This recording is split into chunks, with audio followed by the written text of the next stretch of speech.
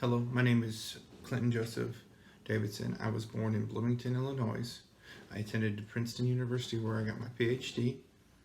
Later on, we went to Bell Labs where myself and a colleague had one of the first studies on electron diffraction, and we took on this experiment to see and study more of the natural wave of a low energy electron through a crystal of nickel.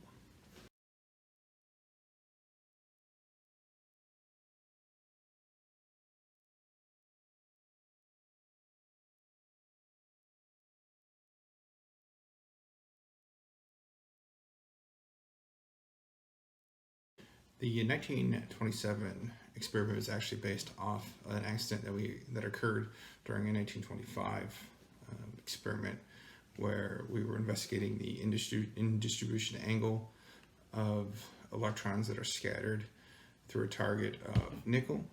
And during this process, a liquid air bottle exploded, and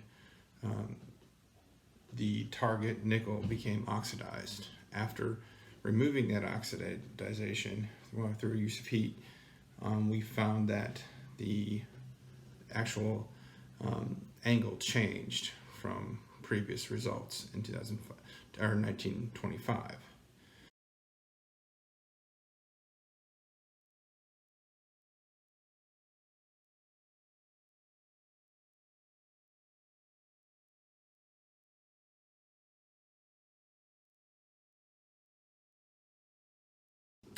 The experiment in 1927 occurred at Bell Laboratories, or Bell Labs. It is where both me and Davisson-Germer were employed at the time, and Bell Labs became or derived from the American Telephone and Telegraph Company, which is AT&T, big name, and also a consolidation of Western Electric Company. We were located in Manhattan area of New York City. The 1920s was a very exciting time for science. For example, there was a guy named Edward Hubble. He actually was able to confirm the existence of other galaxies, as well as in 1927, the Big Bang theory was first introduced. And it was introduced by a Belgian priest, and his name was George Lamard. Davisson-Germer is a graduate student from Columbia University, but he also worked at Bell Labs with me, and he assisted me during this experiment of electron diffraction. And through this help, we were able to complete the experiment successfully. During this experiment, I was the lead observer at Bell Labs, and I actually had previous investigations regarding electrons all the way back till 1921. However, I started focusing on electron diffraction beams in autumn of 1926, one year before our 1927 experiment.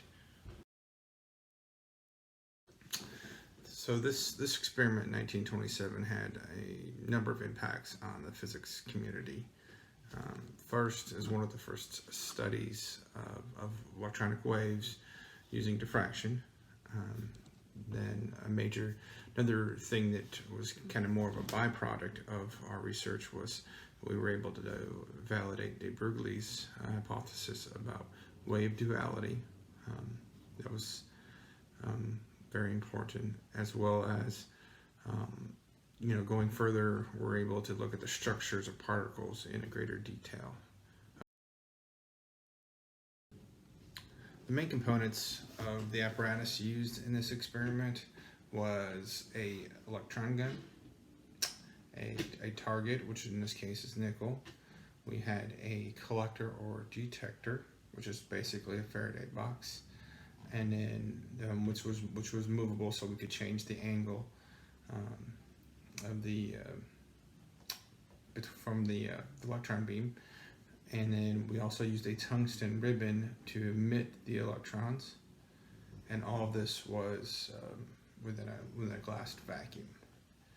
And the gist of it is we would shoot electrons through the tungsten by heating up the tungsten, and then we would be able to move the collector to get different angles of diffraction. From this, we could see the scatter pattern of the electrons.